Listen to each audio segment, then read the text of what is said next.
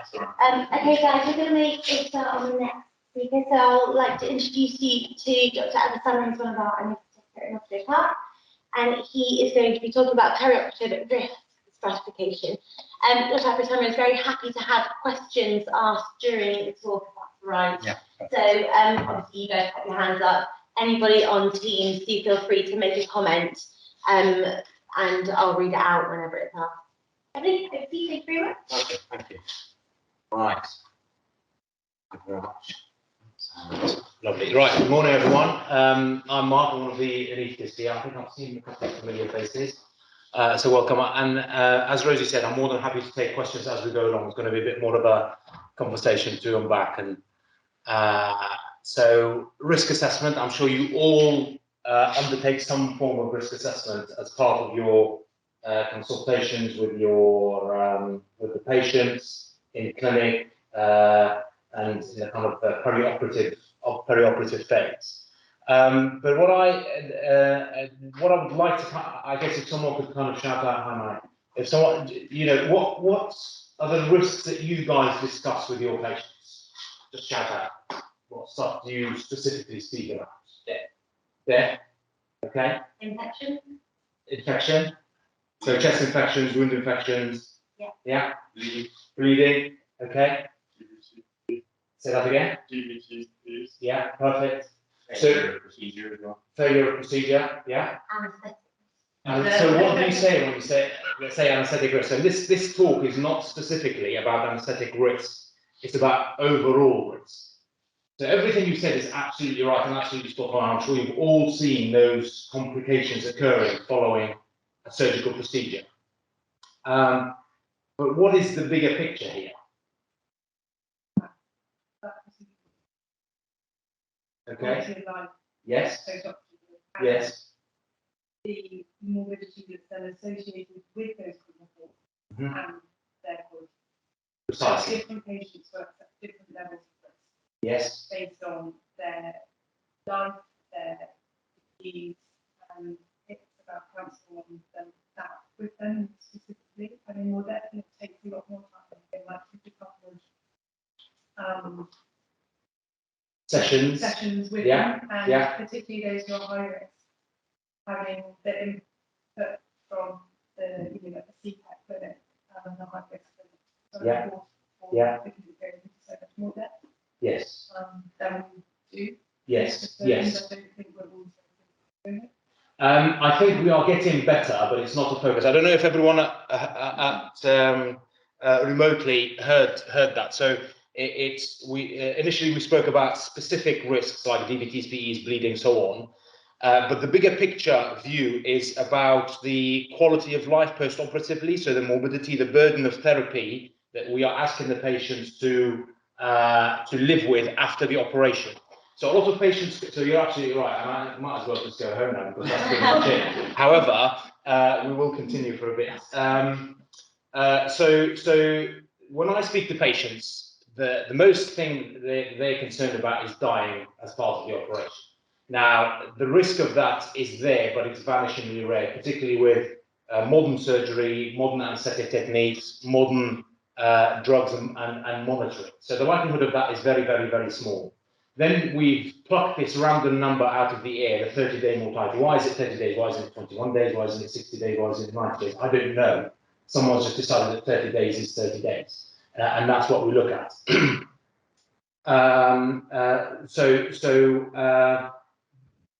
That's the component really that I generally focus on. So I speak to patients. We'll talk about this in a bit more detail, but I'm glad we started on with that because I was expecting what you guys were saying, which is great, and that's what we do need to talk to the patients about. But there is a bigger picture here as well. So then, next slide is this one, and I'm sure some of you have seen this. Now, this is a little bit out of date, as of the 10th of May this year. Does anyone know what the waiting list number is? 6.2. So 6.2 million, and that's already 6 weeks out of date. So why am I showing you this? I'm showing you this because there is, we are moving into an era where cancelling someone on the day of the operation has a massive impact on everyone else and on that particular patient. Now, I'm not saying we should take risks. I'm not saying we should take risks. We shouldn't proceed no matter the risk, but we should be very cognizant of cancelling that patient will mean that there's going to be a massive delay for them and for everyone else on the list, and therefore the process of risk assessment should have happened way before. And getting the patient to this stage should be, we should optimise the patients as much as possible to get them to this stage on the day of the operation. So simple things like having an HDU bed available. Is that a fluffy indication so that they definitely need HDU afterwards, or is it just that someone said actually we think this patient should go to HDU and there's no HDU bed available, so we shouldn't go ahead? So what I actually say to my colleagues is really scratch your head long and hard, have a conversation with the surgeon, have a conversation with the intensivist. If you think you can go ahead, then we should be going ahead. Okay. So PQIP, I'm hoping most of you have heard. So Perioperative Quality Improvement Project, which is essentially mainly anaesthetics driven, comes out of UCL, but Royal College of Anaesthetists are involved, Royal College of Surgeons are involved, and there's been several cohorts there. And all it does is essentially it audits what's coming through the doors in terms of surgical patients. So we know patients are getting older. We know that they're becoming more comorbid. 90% of patients have something wrong with them in terms of ASA that are going to theatre. Nearly 90% of surgery is complex and complex major surgery. Nearly 2/3 is cancer-based, so that has its own risk profile in addition to all the other comorbidities that the patient has, cardiac complications, respiratory complications, endocrine, diabetes, and so on. 20% of patients are frail. And that is what comes back to what you said earlier about painting the bigger picture for patients in terms of what their quality of life is going to be like after the operation. There's a bit of stats here relating specifically to Musgrove as opposed to the whole national cohort. And in the southwest, particularly around Taunton, we have a more elderly population, we have a more comorbid population, and the majority, nearly 90% of patients are having complex or major surgery. So that's not out of keeping of the national statistics, but we just have a slightly older, slightly more comorbid patients who are having more complex major surgery. We are coming to a point where it's becoming a legal slash legal requirement slash a professional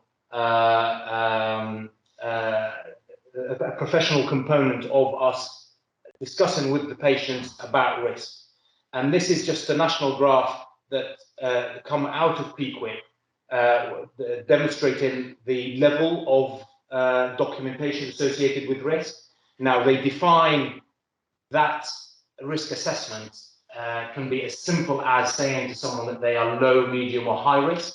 That is acceptable as a form of risk assessment and documentation associated with that. However, in my opinion, that's not sufficient.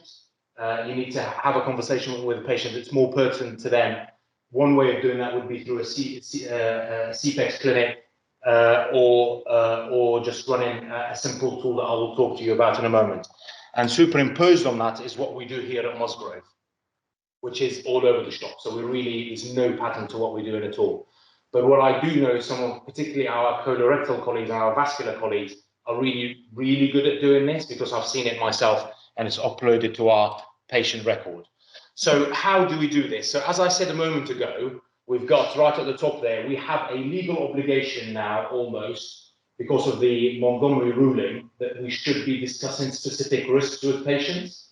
Now those specific risks are, you can only, a kind of a risk of death is not a specific risk. The risk of a DVT is not a specific risk. Bleeding, infection, they're not specific to that patient, but they are potentially specific to that procedure. But so you need to narrow it down a little bit more and make it more individualized to that patient. So we do that through what I'm hoping you've all heard about, the shared decision-making process. Happy? Yeah? I'm guessing you've all, yeah, perfect. So and that should be done way before surgery. So in the clinic where you guys see them once you've decided to have the operation, and as you said, maybe even break it down and revisit it again at another visit. Now, because this is PQuick, they use the surgical outcome risk tool. And I don't know whether some of you guys have used it, you're familiar with it, yeah? We'll talk about that in some detail. There are other things that you can do that are specific to that patient, like CPEX testing. And it's all about communicating this and how you communicate it to the patient. You all know that the majority of patients don't take home everything you've communicated to them. And that's why putting it all down in writing, maybe printing out or emailing to them the risk score so they just can run through it later on. Having that open access so that they can communicate with you about anything that they're not sure about. So moving on to more specifically to talk about risk assessment, we are, I mean, that first statement, I would say as anaesthetists specifically, there's no evidence to say that we are good at predicting risk. I guess there's a group that patients as a whole fall into 3 groups. There's a group that you know are going to be absolutely fine. There's a group that we know are going to be absolutely, that are really high risk, and they're you know, they've got ischemic heart disease. They had a stent put in because of an MI 6 weeks ago, and now they've got a colorectal cancer and they need an anterior resection. We know that that's going to be a high risk procedure. But then you've got everyone else in between that you're not quite sure about, and we're not very good at assessing their risk. And that's just why there have been these risk tools or risk scores that have come up. So you can divide it into a risk score and a risk prediction model. So a risk score is something like an ASA.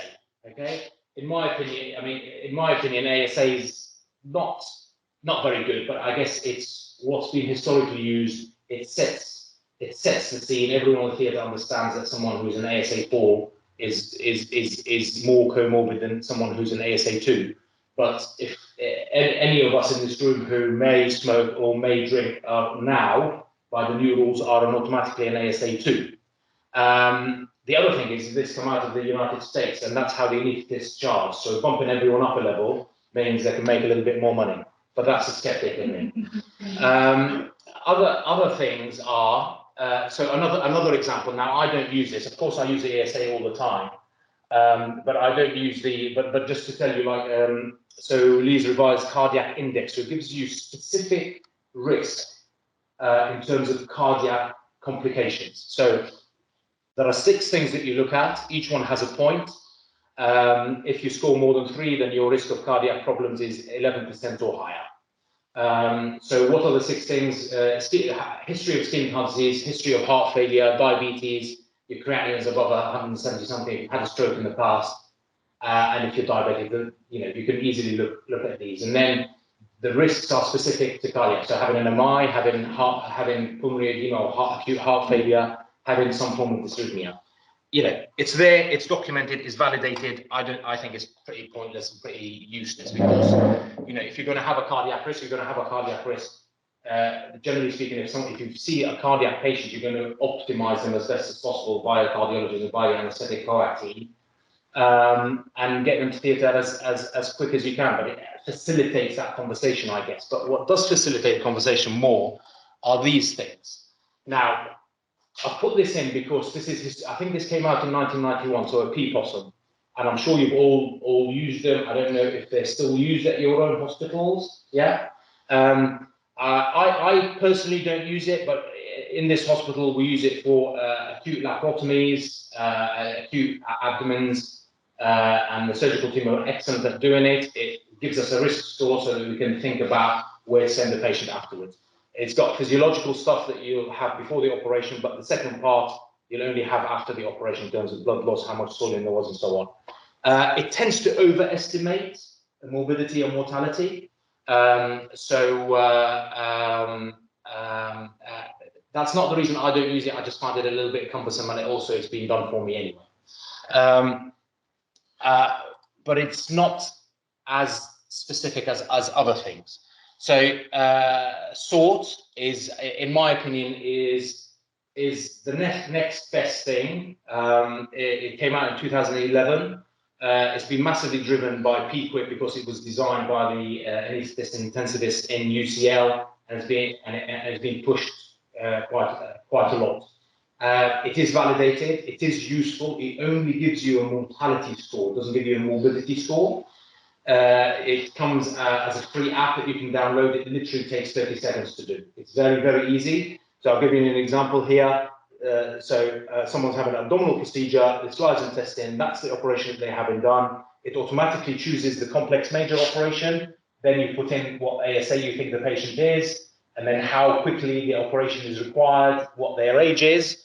And then on the next page, it'll give you, is it a cancer operation, do we think? I mean, obviously this in the emergency setting, you have a suspicion on that, so there may be an element of inaccuracy there. However, then it'll give you what your predicted mortality is, okay? And that's it, as simple as that. It literally takes 30 seconds. It facilitates a conversation with the intensivist if you need it, with the anaesthetist if you need it, and it just kind of focuses the mind and you can have a conversation with the patient. Now, the one that, and there's the app, and it's free to download. Right, the one that I use the most is this one. Have you guys seen this one? Yeah, no? Okay, so that's good, so we'll show you this. So this has come out of the United States. It first published in 2013, then they rejigged it and changed it a little bit in 2016. The reason I like it is you have to. It takes a little bit more time to do, so you have to put in more data. So I think it's a bit more specific, and the numbers that are involved, they've done over the data is based on over 1 million patients. However, all those patients are in the United States, are all in private hospitals. So how how much you can use that data to represent other groups, I don't know. So there's a little question mark on that. So again, it's free. This does not come in an app form. It's all, you just Google ACS NSQIP. The trickiest bit is the procedure. So you might not always find the exact procedure that you're doing, but you'll always find something that is near enough.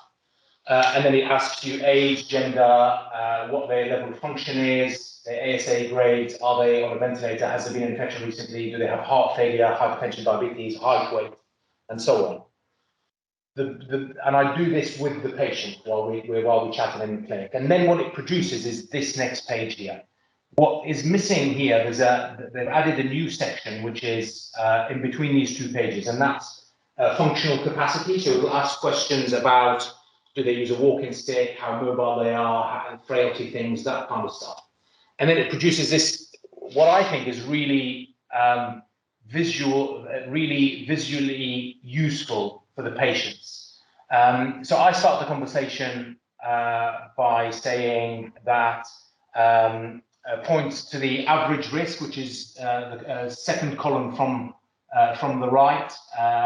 So I say, if Mr. So-and-so was doing 100 operations on 100 patients like yourself, there'll be a proportion of people who have complications, there'll be a proportion of people who don't. And these are the complications that we expect. I don't take them through every single one, but if they've got COPD, I'll focus on the respiratory complications, for example, a pneumonia. If they've got heart disease or heart failure or ischemic heart disease, I'll focus on the cardiac risks. And when I'm talking about cardiac risk, I say your heart may have a bit of a wobble. The rhythm may change. You might have a minor or a major heart attack. Your breathing may become more difficult. So we have to be a bit more specific about it. Generally speaking, in the group of patients as I see, is the components right at the bottom, which it says, if you can't see it, says discharge to a nursing home or a rehab facility. Okay, and as you can see here, this is encroaching on, I think it's just above 30%. So you have a 1 in 3 chance of not being able to go home after your operation. So, and this is, so the way I paint the picture is in the very few people will die as part of their operation, because generally speaking, that's in our patient's head, that's what they're worried about. They don't think about things beyond that. And then I say within the first couple of weeks, you're going to be potentially in hospital, depending on how things have gone. We would aim to discharge you within 7 days, also 7 to 10 days, because it also predicts your hospital stay. But again, we know from certain procedures that they'll be staying in hospital a certain amount of time. Go for it. One question, is that temporary / respite nursing care, do we know, or more of a permanent nursing home or residential home placement? So we don't, it's specifically discharge in the short term. Okay. Okay. There is there's a slide towards the end that I'll be taking you guys through as well, because the predictability of, in short term, in answer to that question, it is a short term thing. It's at discharge. So you're medically fit for discharge at day 7 to 10 post-operatively, but you're not ready to go home because you're not fit enough. I.e., this is because you're 80 as opposed to 50 having this complex major operation. That's the main reason for that. Now, what happens beyond that, I don't know, and this does not predict that. But as I say, there'll be something else I want to talk about in a moment as we come towards the end of the talk. Is this for emergency operations? No.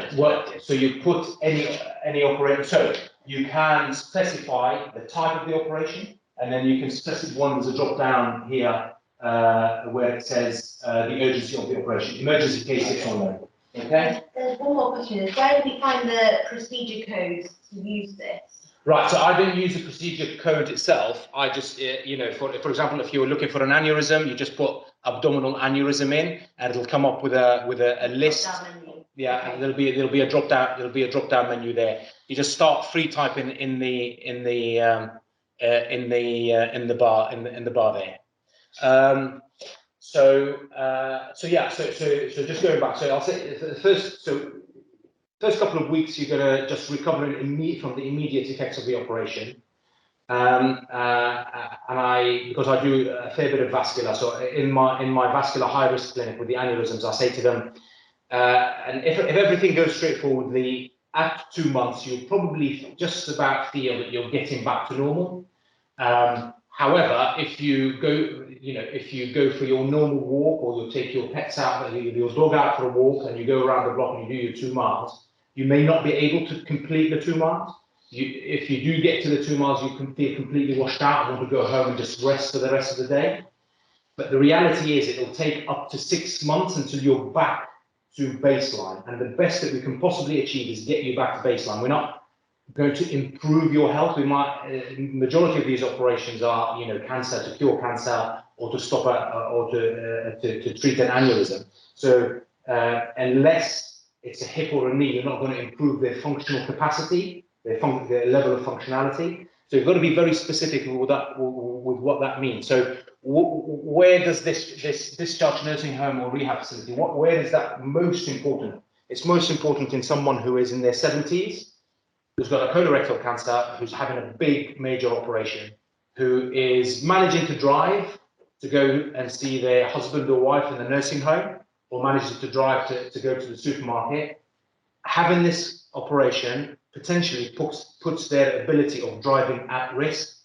So imagine the impact that something like that's going to have on their life and how they run their life. So that's really the important thing, and that's what you were referring to about the conversation. Having a chest infection post-operatively is a bump in the road to their recovery, but it is fixable. It delays their recovery. It may make them more frail afterwards, but in terms of outside and immediate risk, in terms of the bigger picture, has a smaller impact.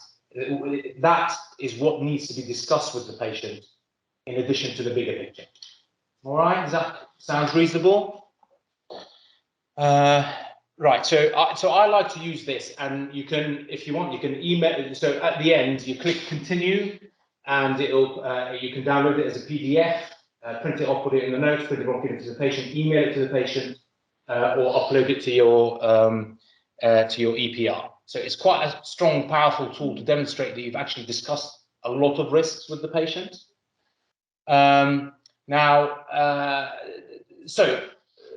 So these are, so we just talked about kind of risk prediction tools. So this is not specific to the patients. The only specificity would be their gender, their height, their weight, some medical condition. But if you really want to measure how fit someone is, you put them on this, okay? And so this all started off in the as part of health and fitness and athletes trying to measure and improve their fitness. And these comes in all, you can the decision for going with a bike is because that's what people do.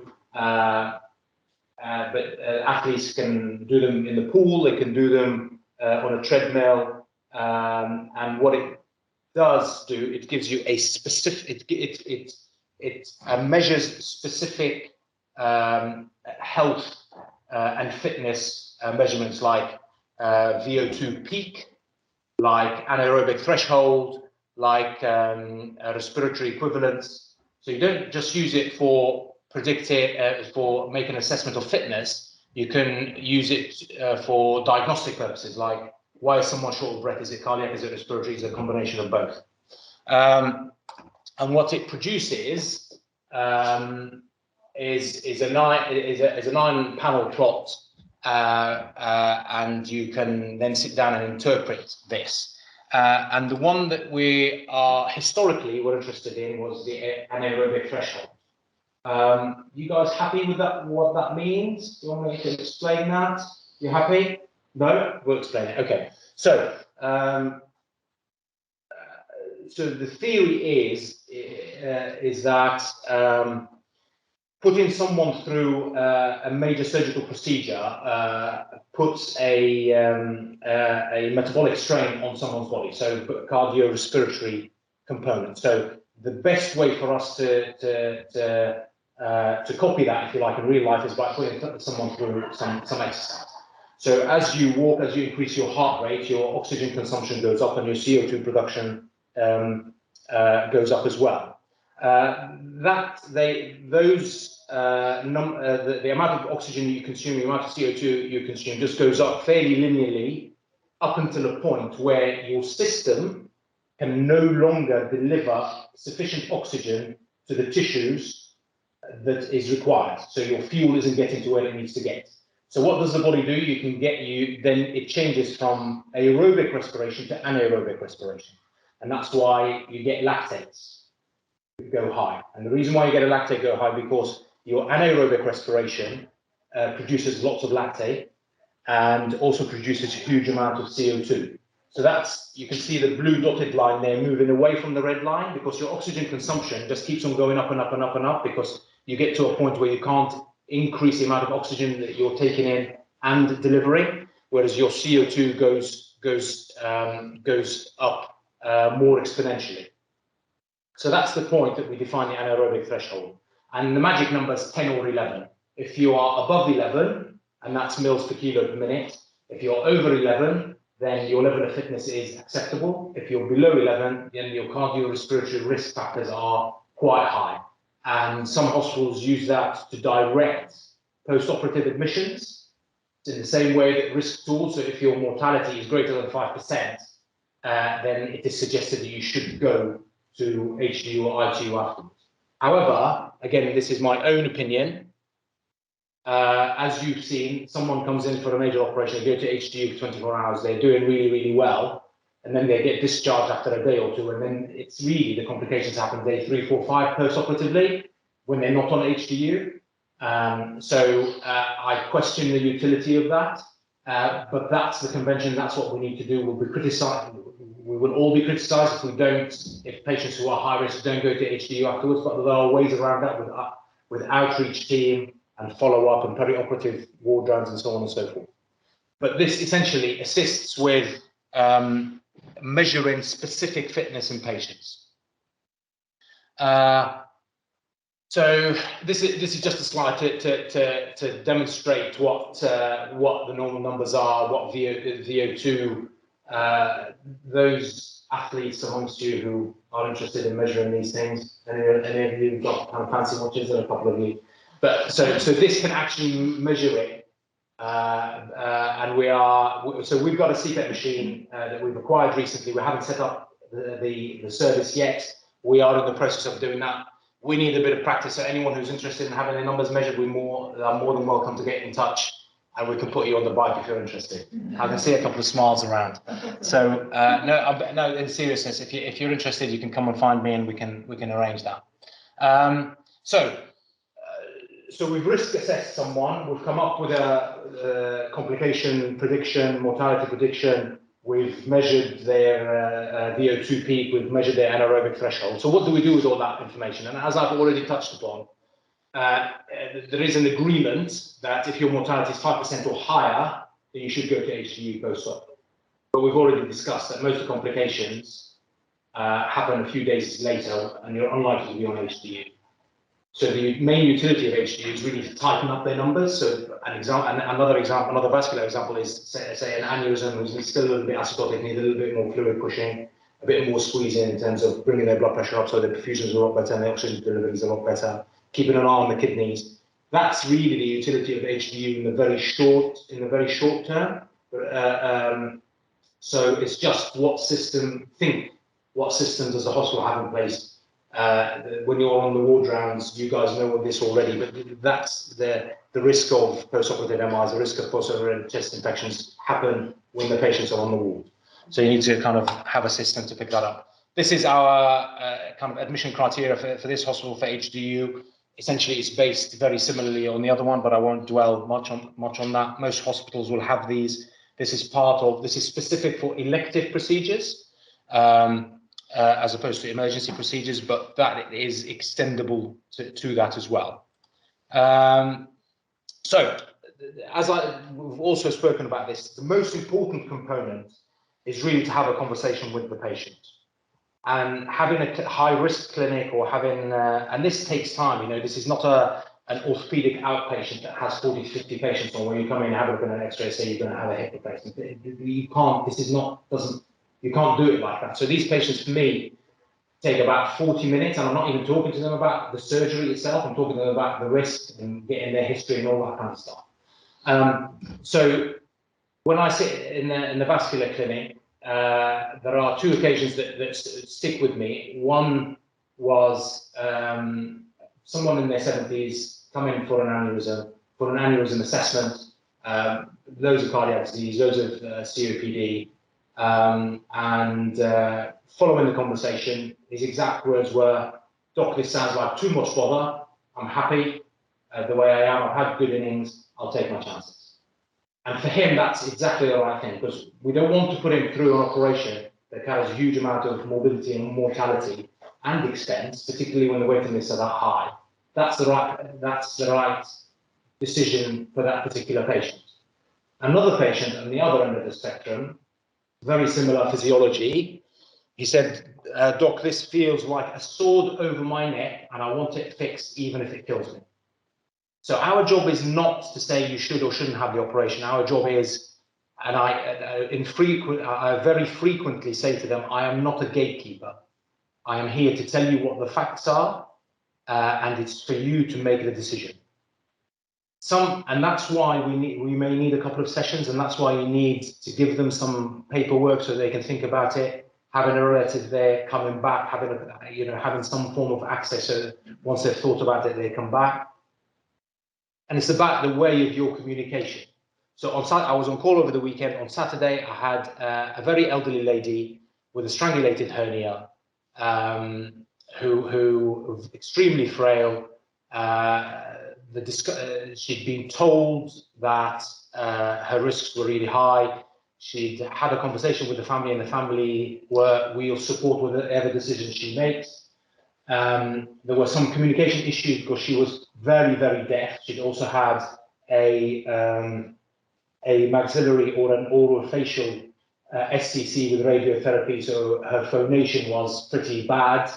So she came into the anaesthetic room, and everyone was talking about going off to sleep in the anaesthetic technique, in the anaesthetic sense. But she was from a farming background, and so when I for some reason,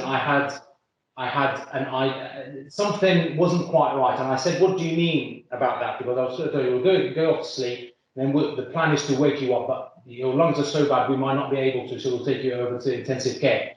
And as part of that conversation, she was a little doubt. There was some doubt in my mind. So I said, "What do you mean?" So in her mind, going off to sleep was going off to sleep in the veterinary sense.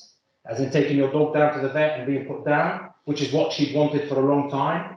So I'm just giving you examples about communication and how that needs to be done, and you need plenty of time. You know, rushing, I'm not suggesting you rush patients, but you know, this really needs to be done beforehand, so there's plenty of time, there's no pressure, they can consider what they want, think about their life and how they want to live it afterwards. So there's a legal component that we've also talked about. And as we've already touched on, as you said earlier, what is important to this patient? Is it quantity of life or is it quality of life? Is it an elderly gentleman whose granddaughter is getting married in a couple of months' time and they just want to go to the wedding because in the fittest possible state? Do we postpone the surgery till after that? Do we have the surgery at all? You know, these are things that have to be specific to the patient. The patient will really appreciate them. Is the patient happy to have the operation and then they become so frail that they spend essentially all day sitting in a chair watching TV and reading a book? Or is that a life that's not comprehensible to them? If they're not out going bowling or in the garden or whatever they're doing, walking the dog, if that's at jeopardy, then they have to consider that. And our job is just to say that this is a risk, but you have to make the decision. So this is the slide that I wanted to speak to you about, and this is specifically in relation to the long-term discharge to a nursing facility. So, the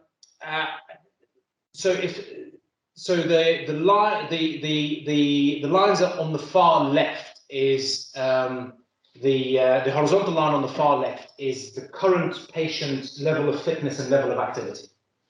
The immediate vertical dip down is when we operate on someone, or they have an MI, or they have some form of medical intervention, or some form of medical condition that makes their general health level of activity and frailty dip. So you become less fit immediately as part of your operation. Then there's an element of recovery, and that's your line going up back towards baseline. So the older you are, the more frail you are, the longer your recovery will take, and the more at risk getting back to your baseline will be. So around the red graph, there's that dotted line. So if you are elderly and if you are frail, there's going to be a burden of therapy that dips your baseline level of fitness to that dotted line. So again, frequently there are other hospitals that have pre-rehabilitation programs. We don't quite yet, but again, that's in the pipeline. So what that tries to achieve, and I speak to our patients. I don't lecture them about smoking. Everyone knows they shouldn't be smoking, but I touch upon it. I say, look, consider everything you're eating, consider everything you're drinking, consider what you're smoking and how much you're smoking. And if you go out on a day for a walk with a dog, make it twice. Instead of going for a mile, make it 1.5 miles and just build it up slowly. And that just increase in level of fitness at baseline will mean that their level of drop, even if they don't get back to that level of baseline, it may be where they were before you suggested that they get fitter. And again, that's the difference between being able to kind of walk independently or just with 2 sticks versus using a frame or sofa shuffling. All right, it's simple things like that. So to summarize, I've spoken a lot and I'm just about on time. We should be documenting risk.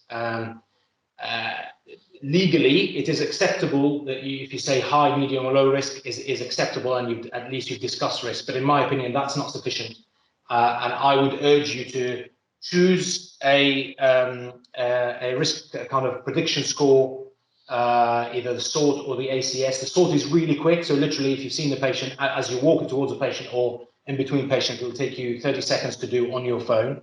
If you have more time, if you are focused on the risk discussion, then I would encourage you to use the American College of Surgeons one. And just have that conversation. Think about things other than what you write on the consent form. Think about the bigger picture and the impact this is going to have on the patient's life in the months after the operation. And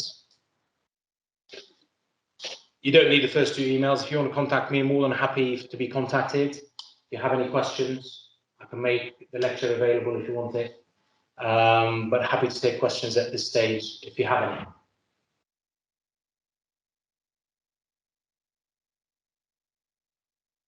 Any experiences you want to share with the group? You don't have to, but I think that we pretty much all of us do the NELA quite sincerely, so that's something that we do always. Yeah. For practically every emergency case, but for electives, it's different. it's been very thought-provoking. Yeah. We have one question from Ben saying, are there tools for assessing the risks of non-operative management of surgical problems? Non-operative, not to my not to my knowledge. I'm sure. Well, not to my knowledge. Being an anaesthetist, I get involved in surgery, Yeah. so I don't know the answer to that. So sorry. No, I don't know the answer to that. But that's a very good question. It's a very good question. One more question from Mike. Thank you. Do anaesthetists hate POAC being used as an operative deterrent? So I have an opinion on this. The problem that I have with the title of the clinic is it's called Preoperative Assessment Clinic. Now, I'm happy if the decisions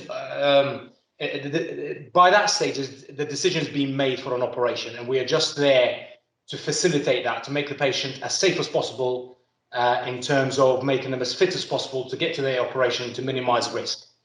Now, there is a small part of me that wants to kind of step away from our traditional model. So, traditional model, someone goes to their GP with a hip or knee pain, because that's a simple example. Then they start painkillers. They might get a knee or a hip injection. They go and see an orthopedic surgeon. Surgeon says, "Yes, you've got arthritis. You can have a hip operation. We'll put you on the waiting list." But fails to discuss their end-stage heart failure and their end-stage COPD. A more modern approach would be that there is a perioperative pathway where, right at the first stage, when the GP gets involved, even before an operation's been discussed, where you could potentially flag that patient to a perioperative physician, and that could be anybody. It could be a medic, it could be a surgeon, it could be an anaesthetist, who then say, right, you've got diabetes, your HbA1c is 102. Let's fix that. You've got COPD that isn't optimized. Let's get you to see a respiratory physician. You've got high blood pressure that isn't great. Let's get that sorted.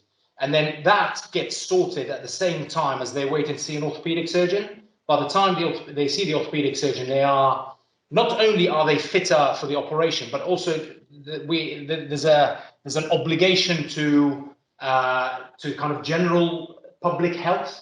You know, if your diabetes is badly managed, it's badly managed for you. That increases your microvascular risk, your end organ damage, independent of whether you're having an operation or not.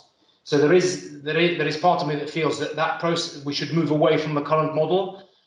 So that's a very long answer to your question. It's very difficult to say to someone that they're once they've got it in their head that they're having an operation, to say you can't have this operation. Well, let me rephrase that, to say that your risk of having this operation is really, really, really high. In addition, it's really difficult to say that, you know, sometimes, unfortunately, with the way the lists are at the moment, is that we see someone in POAC and their operation is next week. If it's a cancer operation, that's fine. It is what it is. There is time pressure. But if it's a hip or a knee and you say, you know, your diabetes is awful and your lungs are not great, we're going to postpone your operation, that's even worse. So I don't hate it, but sometimes it can be quite difficult, because ultimately we are interfering with the patient's life, particularly when now we're seeing patients who can't get up the stairs to sleep in bed, and they're sleeping in a chair because their hip or knee is so bad. So hopefully I've answered that question. Vaccination should be happening a lot earlier. Yeah. One other question from Angeliki. So following this, should we stop asking for an anaesthetic decision in emergencies?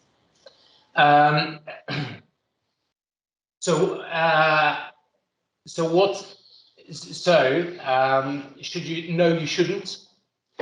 but because what it should be, I think it should be, if the patient, I'm guessing you're talking about really high risk patients having complex major emergency surgery is my assumption. Yeah.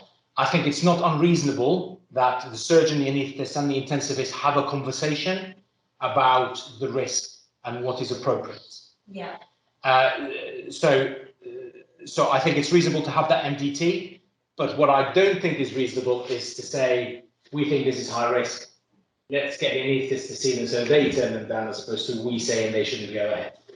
So there's a little distinction there, but it's about having the conversation. I think all three of those specialties need to be involved in that decision.